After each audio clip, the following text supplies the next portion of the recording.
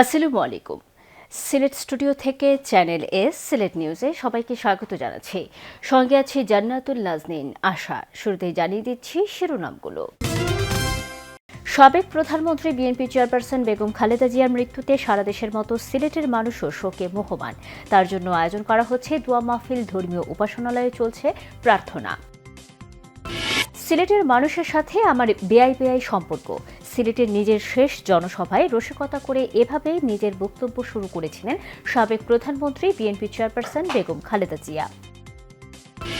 সিলেটের শীতার্ত অসহায় মানুষের পাশে আরও বেশি পরিমাণে সাহায্যের জন্য প্রবাসীদের প্রতি উদারত আহ্বান জানালেন চ্যানেল এস এর head of program Farhan Masud খান।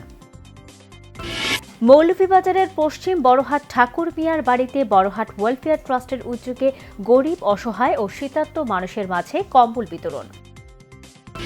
এবং বড়লেখার নান্দুয়া গ্রামের ইতিহাস ও ঐতিহ্যকে ধারণ করে আত্মপ্রকাশ হল নান্দুয়া ম্যাগাজিনের। শুনছিলেন শিরোনাম, এবারে বিস্তারিত। সাবেক প্রধানমন্ত্রী বিএনপি চেয়ারপারসন বেগম খালেদা জিয়ার মৃত্যুতে সারা দেশের মতো সিলেটের মানুষও শোকে মুহ্যমান। আপোষের নেত্রীর চিরবিদায়ে সবার মনেই বাজছে বিষাদের করুণ সুর। তার জন্য আয়োজন করা হচ্ছে দোয়া মাহফিল, ধর্মীয় উপাসনালয়ে চলছে প্রার্থনা। বিস্তারিত বৈনুদ্দিন মঞ্জুর রিপোর্টে। ক্যামেরায় ছিলেন শামীম হোসেন। জাতির জন্য, এই দেশের জন্য কি বলবো, অনেক স্যাক্রিফাইস করেছেন তিনি।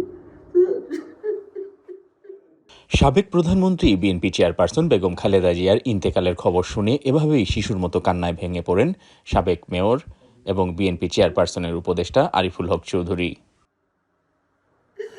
আমাদের দূর থেকে কে বলতে পারবো না হবে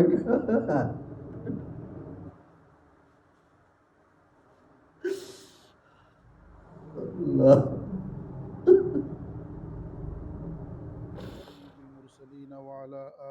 বেগম খালেদা জিয়ার ইন্তেকালের সংবাদ পাওয়া মাত্রই তাৎক্ষণিকভাবে আরিফুল হক চৌধুরীর বাসভবনে আয়োজন করা হয় দোয়া মাহফিল।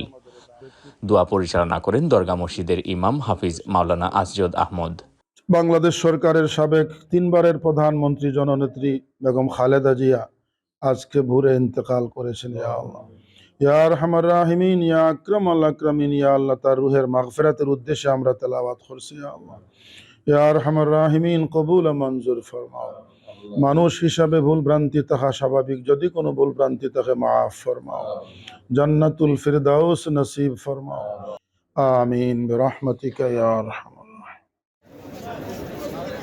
ইন্তেকালের দিন বিকেলে দরগা মসজিদে দোয়া মাহফিলের আয়োজন করে সিলেট মহানগর বিএনপি। দোয়া মাহফিল পূর্ব আলোচনায় সংক্ষিপ্ত বক্তব্য রাখেন মহানগর বিএনপির ভারপ্রাপ্ত সভাপতি, সাবেক প্যানেল মেয়র রেজাউল হাসান কয়েসলুদি এবং সাধারণ সম্পাদক ইমদাদ হোসেন চৌধুরী।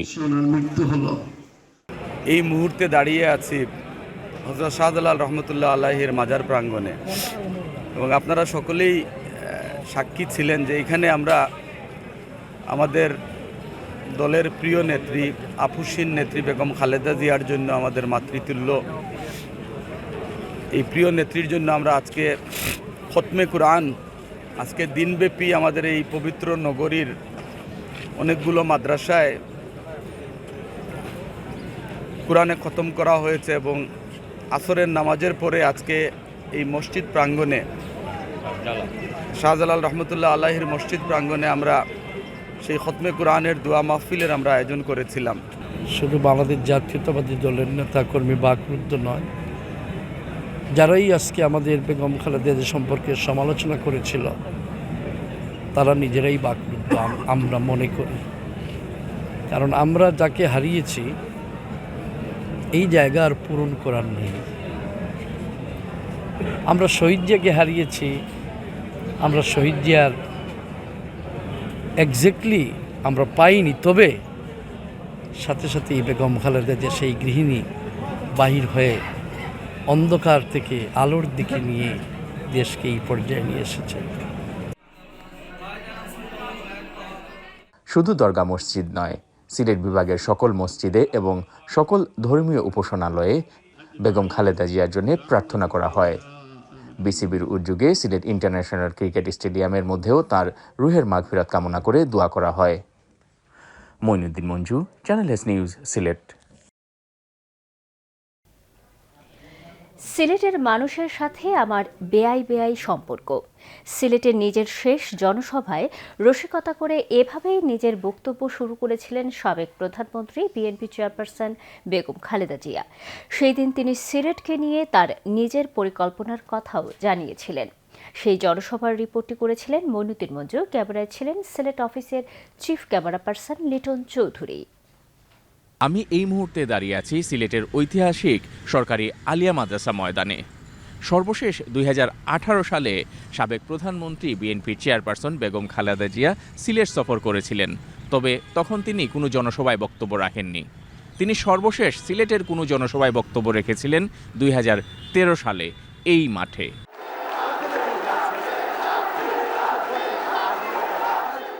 সিলেটবাসীর সাথে তার বেআই সম্পর্ক রয়েছে, সেই বিষয়টি উল্লেখ করেই বিএনপি চেয়ারপারসন বেগম খালেদা জিয়া শনিবার জনসভায় তার বক্তব্য শুরু করেন।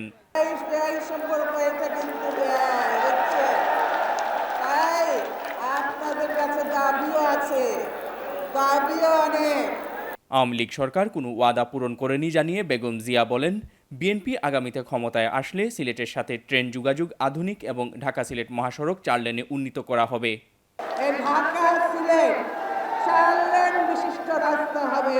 ঢাকা থেকে সিলেট রেল আছে, কিন্তু এই রেলটা এত ভালো নেই, তাই না? আরো ভালো, আরো দ্রুত হওয়া চাই, তাই না?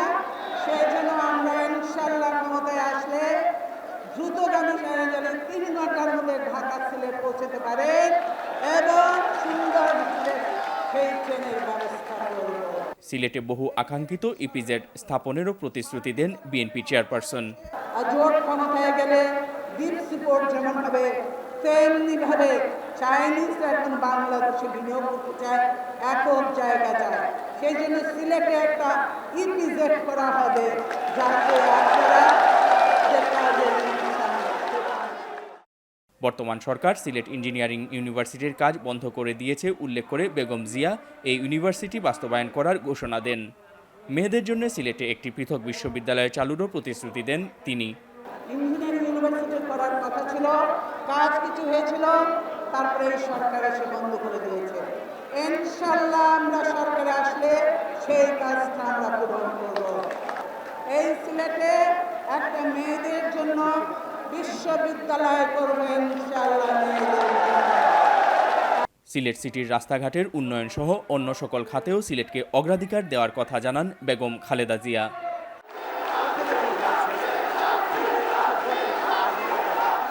2013 সালে আলিয়া মাদ্রাসা ময়দানের ঠিক এই জায়গায় দাঁড়িয়েই সিলেটের শেষ জনসভায় বক্তব্য রেখেছিলেন বেগম খালেদা জিয়া। আর 1995 সালে এই মাঠেই সিলেটবাসীর প্রাণের দাবি সিলেট বিভাগ ঘোষণা করেছিলেন তিনি, যা আজ কেবলই স্মৃতি। আর কোনোদিন সিলেটের মাটিতে সিলেটের জনসভায় লাখো মানুষের সামনে দাঁড়িয়ে কথা বলবেন না বেগম খালেদা জিয়া। তিনি নিজেই বলতেন সিলেটবাসীর সাথে তার বেআই সম্পর্ক। আর শুধু তাই নয়, এই সিলেটের মাটি থেকেই তিনি তার আনুষ্ঠানিক নির্বাচনী প্রচারণাও শুরু করতেন। সিলেটবাসীর প্রতি ছিল তার আলাদা আত্মিক টান, দরদ, ভালোবাসা। আর তাই এই মহীয়সী নারী, এই আপসহীন নেত্রী, সিলেটপ্রেমী ব্যক্তিত্ব বেগম খালেদা জিয়ার চিরবিদায়ে সুখে মুহ্যমান সিলেটবাসী। Moinuddin Manju, channel S news, Sylhet. বড়লেখার নান্দুয়া গ্রামের ইতিহাস ও ঐতিহ্যকে ধারণ করে আত্মপ্রকাশ হল নান্দুয়া ম্যাগাজিনের।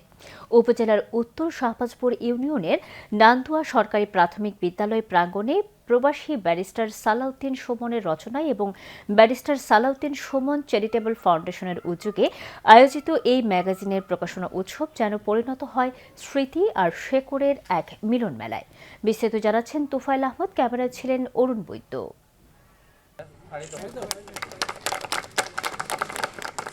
গ্রামের প্রতি ভালোবাসা, আবেগ আর শ্রদ্ধায় চায়ের দেশ খ্যাত বড়লেখার নান্দুয়া গ্রামের ইতিহাস ও ঐতিহ্যকে ধারণ করে আত্মপ্রকাশ হলো নান্দুয়া ম্যাগাজিনের। রবিবার দুপুরে উপজেলার উত্তর শাহবাজপুর ইউনিয়নের নান্দুয়া সরকারি প্রাথমিক বিদ্যালয় প্রাঙ্গণে অনাড়ম্বর আয়োজনে উন্মোচন হলো এই ম্যাগাজিনের। প্রবাসী ব্যারিস্টার সালাউদ্দিন সুমনের সম্পাদনায় এবং ব্যারিস্টার সালাউদ্দিন সুমন চ্যারিটেবল ফাউন্ডেশনের উদ্যোগে আয়োজিত এই প্রকাশনা উৎসব যেন পরিণত হয়ে স্মৃতি আর শেকড়ের এক মিলন মেলায়। অনুষ্ঠানে ম্যাগাজিনের প্রণেতা ব্যারিস্টার সালাউদ্দিন সুমনের সভাপতিত্বে প্রধান আলোচকের বক্তব্য রাখেন সুপ্রিম কোর্টের সিনিয়র আইনজীবী অ্যাডভোকেট তবারক হোসেন। এ সময় গ্রামের স্মৃতিচারণ করতে গিয়ে তারা অনেকটাই আবেগ আপ্লুত হয়ে পড়েন। এই গ্রাম থেকে এইরকম অজপাড়াগাঁ থেকে এরকম ভাবে একটা সুন্দর ম্যাগাজিন, সুসম্পাদিত ম্যাগাজিন বের করা যায়, এটা যে প্রমাণ করে যে এই এলাকার মানুষের মধ্যে সৃজনশীলতা আছে এবং সৃজনশীল যে কর্মকাণ্ড, সেই কর্মকাণ্ডের যে ব্যাপ্তি, সেই ব্যাপ্তি এই গ্রাম পর্যন্ত পৌঁছেছে। এই কারণে আমি মনে করি এটা একটা ব্যতিক্রম শুধু না, এটা একটা মাইল ফলকও বটে। আমার মনে হয় আমরা সবসময় নেগেটিভটারেই আমরা বেশি প্রাধান্য দিই, পজিটিভিটিরে কম দিই। তো আমি আমার গ্রামও অনেক পজিটিভ দিক খুঁজিয়ে পাই, যেহেতু আমার গ্রাম জন্ম হয়েছে, গ্রাম বড় হয়েছে। সো পজিটিভ অল দিকগুলা স্প্রেড করার লাগি, সমাজের পজিটিভ দিকে দাবিত করার লাগি আমার এই চিন্তা ভাবনা। ম্যাগাজিন সম্পাদনা পর্ষদের উপদেষ্টা তাজউদ্দিনের পরিচালনায় অনুষ্ঠানে বিশেষ অতিথি হিসেবে উপস্থিত ছিলেন লেখক ও অনুবাদক মিহিরকান্তি চৌধুরী, বড়লেখা সরকারি ডিগ্রি কলেজের সাবেক ভারপ্রাপ্ত অধ্যক্ষ মোহাম্মদ নিয়াজউদ্দিন, ঢাকা দক্ষিণ গার্লস স্কুল অ্যান্ড কলেজের সহকারী অধ্যাপক মোহাম্মদ আব্দুল শহীদ খান, উত্তর শাহবাজপুর ইউনিয়নের বর্তমান চেয়ারম্যান রফিকুদ্দিন আহমদ, সাবেক ইউপি চেয়ারম্যান আকবর আলী, অধ্যক্ষ আব্দুল বাসিদ, বড়লেখা প্রেস ক্লাবের সাধারণ সম্পাদক আব্দুর রব সহ স্থানীয় মুরব্বী, যুবক সংগঠক সহ আরো অনেকে। এটা শুধু একটা ম্যাগাজিন নয়, এটা নতুন প্রজন্মকে পথ দেখানোর একটা উদ্যোগ। নান্দুয়া নামে যে ম্যাগাজিনটি আত্মপ্রকাশ করলো, হয়তো গবেষকরা এক সময় গবেষণা করে এই অঞ্চলের ইতিহাস লেখার জন্য এটা একটা মাইল ফলক হিসাবে কাজ করবে। ম্যাগাজিন উৎসবে ব্যারিস্টার সালাউদ্দিন সুমন চ্যারিটেবল ফাউন্ডেশনের পরিবারের সদস্যরা বলেন, একটি ম্যাগাজিনের মাধ্যমে একটি গ্রামের পূর্ণ চিত্র তুলে ধরা হয়েছে। এই উদ্যোগ যেন প্রতিটি গ্রামে ছড়িয়ে পড়ে। আমি অনেক গর্বিত ম্যাগাজিন প্রকাশনা উৎসবে অংশগ্রহণ করতে পারছি, আমার আসলে খুবই ভালো লাগছে। একটা ব্যতিক্রমী একটা ম্যাগাজিন, এই ম্যাগাজিন একটা গ্রামের সমস্ত গ্রামের চিত্র তুলে ধরেছে। আমি বিশ্বাস করব এবং আমি আহ্বান করব আগামী প্রজন্ম যারা আছে, এটা আমাদের গ্রামে হয়েছে, এটার জন্য প্রতিটি গ্রামে ছড়িয়ে পড়ে। অনুষ্ঠানের শুরুতে শুভেচ্ছা বক্তব্য রাখেন নান্দুয়া সমাজ কল্যাণ সংস্থার সিনিয়র সভাপতি হাফিজুর রহমান, বুড়ারগুল সমাজ কল্যাণ সংস্থার সাধারণ সম্পাদক জামিল আহমেদ, বুড়ারগুল সূর্য তরুণ সমাজ কল্যাণ সংস্থার সাধারণ সম্পাদক জুমন আহমদ, নান্দুয়া সমাজ কল্যাণ সংস্থার সভাপতি আতিকুর রহমান, ম্যাগাজিন প্রকাশনা পর্ষদের উপদেষ্টা মোহাম্মদ মখলিসুর রহমান ও Mohammad Abdul Shakur. Tufail Ahmed, channel S news, Beanibazar. নিয়ে নিচ্ছি ছোট্ট একটি বিরতি, ফিরে এসে যা থাকছে। মৌলভীবাজারের পশ্চিম বড়হাট ঠাকুর মিয়ার বাড়িতে বড়হাট ওয়েলফেয়ার ট্রাস্টের উদ্যোগে গরিব, অসহায় ও শীতার্ত মানুষের মাঝে কম্বল বিতরণ এবং বড়লেখার নান্দুয়া গ্রামের ইতিহাস ও ঐতিহ্যকে ধারণ করে আত্মপ্রকাশ হল নান্দুয়া ম্যাগাজিনের।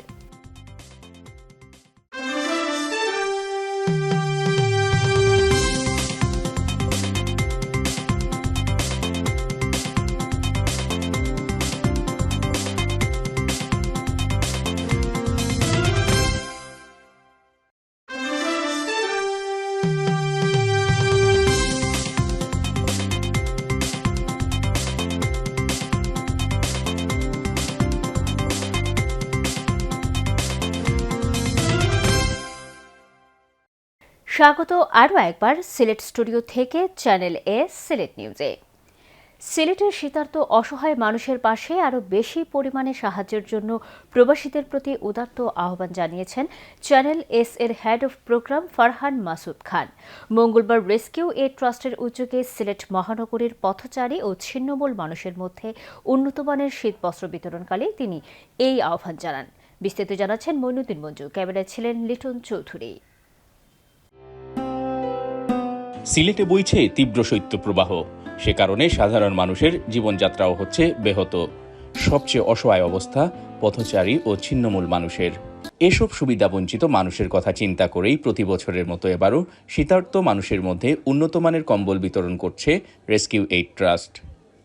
সিলেট মহানগরীর দরগা গেট এলাকায় শীতবস্ত্র বিতরণ কার্যক্রমের উদ্বোধন করেন চ্যানেল এস এর head of program Farhan Masud Khan. এ সময় তিনি শীতার্ত মানুষের অবর্ণনীয় কষ্ট দেখে আরও বেশি করে প্রবাসীদের শীতবস্ত্র বিতরণ কার্যক্রমে এগিয়ে আসার আহ্বান জানান। ব্রিটেনে এই মুহূর্তে যেরকম প্রচণ্ড ঠান্ডা, সিলেটেও বাংলাদেশের তুলনায় এখন প্রচণ্ড ঠান্ডা, এবং বিশেষ করে যারা ভাসমান হোমলেস যাদেরকে আমরা বলি, এই হোমলেস মানুষদের জন্য প্রত্যেকটি রাত নিদারুণ কষ্টের। রেস্কিউ এইড ট্রাস্ট বছর পর বছর এই মানুষগুলিকে চেষ্টা করে যাচ্ছে অন্তত শীতের এই সময়টিতে কিছুটা সাপোর্ট দেওয়ার জন্য।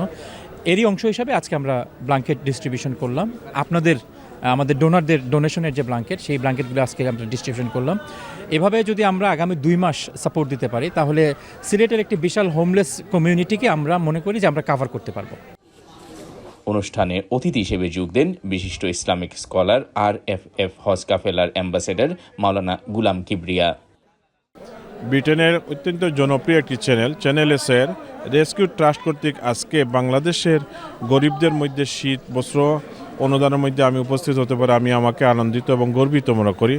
আসলে আমরা সরজমিনে বাংলাদেশে এসে যেটা বাস্তবে দেখলাম যে আমাদের দেশের গরিব হতদরিদ্র মানুষগুলা এই রাতের অন্ধকারে রাস্তার মধ্যে আছে, যাদের একটি কম্বল নাই, যাদের একটি চাদর নাই।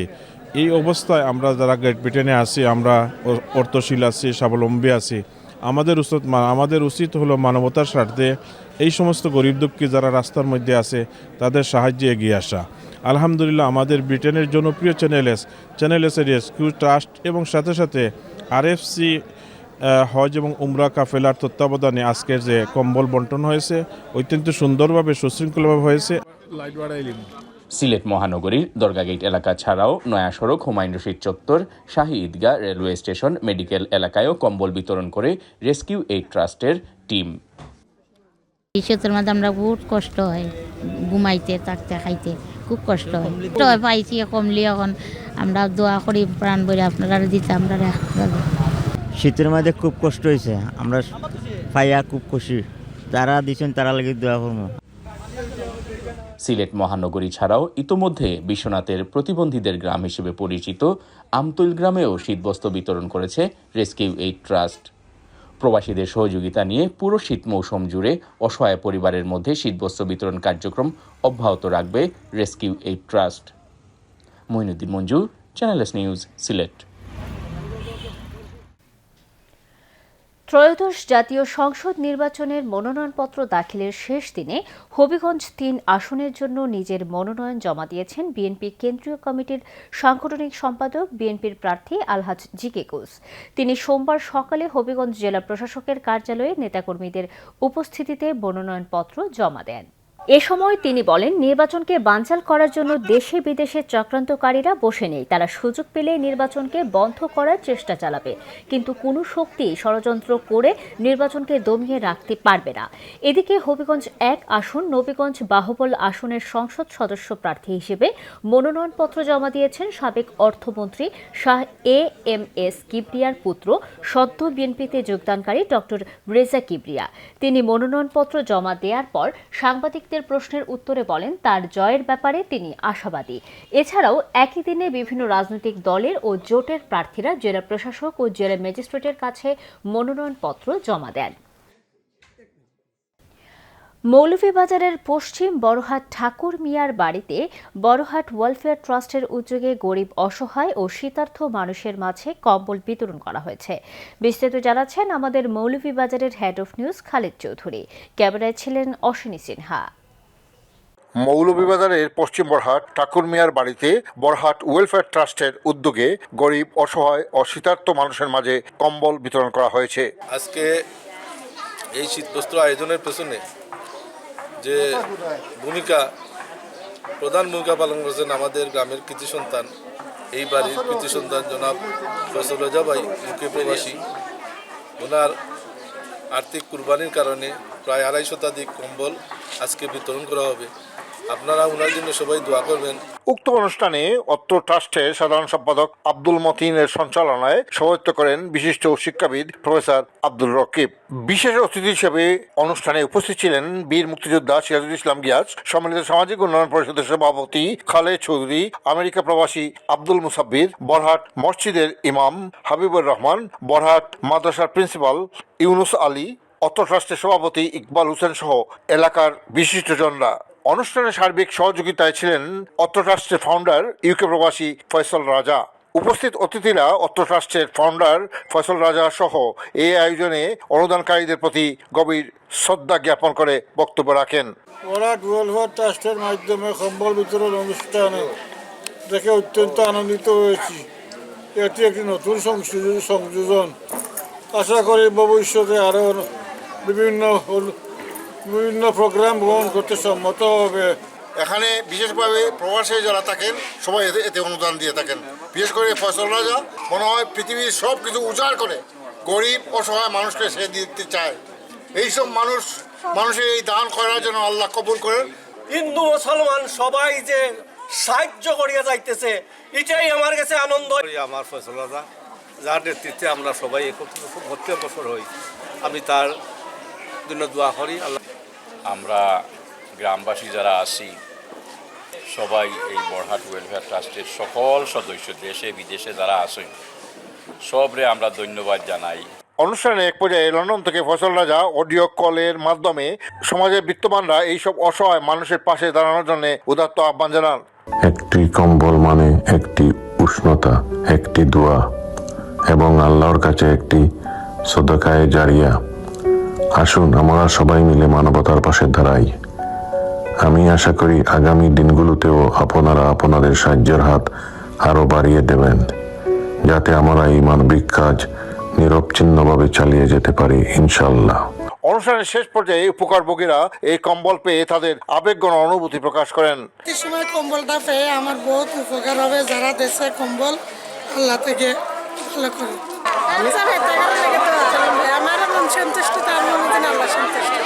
খালেদ চৌধুরী, চ্যানেলস নিউজ, পশ্চিম বড়হাট, মৌলভীবাজার। মৌলভীবাজারে ঘন কুয়াশা ও কনকনে শীতে জবুথবু জনজীবন। ভোগান্তিতে রয়েছেন নিম্ন আয়ের মানুষেরা। এ অবস্থায় মৌলভীবাজারের শ্রীমঙ্গলে রোটারি ক্লাব অব শ্রীমঙ্গলের উদ্যোগে শতাধিক নিম্ন আয়ের মানুষের মধ্যে শীতবস্ত্র উপহার দেয়া হয়েছে।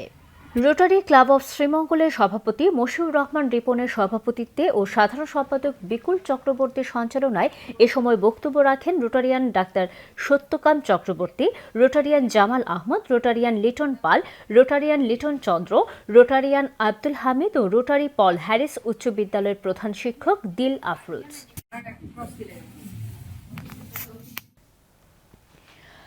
মৌলভীবাজারের বেঙ্গল কনভেনশন হলে the Moulvibazar chamber of commerce and industry এর 28তম বার্ষিক সাধারণ সভা অনুষ্ঠিত হয়েছে। সভায় সাবেক ও 2026-27 সালের নতুন পরিচালনা পরিষদ উপস্থিত ছিলেন। এছাড়াও জেলার ব্যবসায়ী ও সুশীল সমাজ উপস্থিত ছিলেন। সভায় মৌলভীবাজারের ব্যবসা, শিল্প ও অর্থনীতিকে এগিয়ে নিতে চেম্বারের ভূমিকা গুরুত্বপূর্ণ বলে জানান। চ্যানেল এস সিলেট নিউজ আজ এ পর্যন্ত। সিলেট বিভাগের প্রত্যন্ত অঞ্চলের খবর জানতে চোখ রাখুন চ্যানেল এস এর পর্দায়। এতক্ষণ আমাদের সঙ্গে থাকার জন্য ধন্যবাদ। আল্লাহ হাফেজ।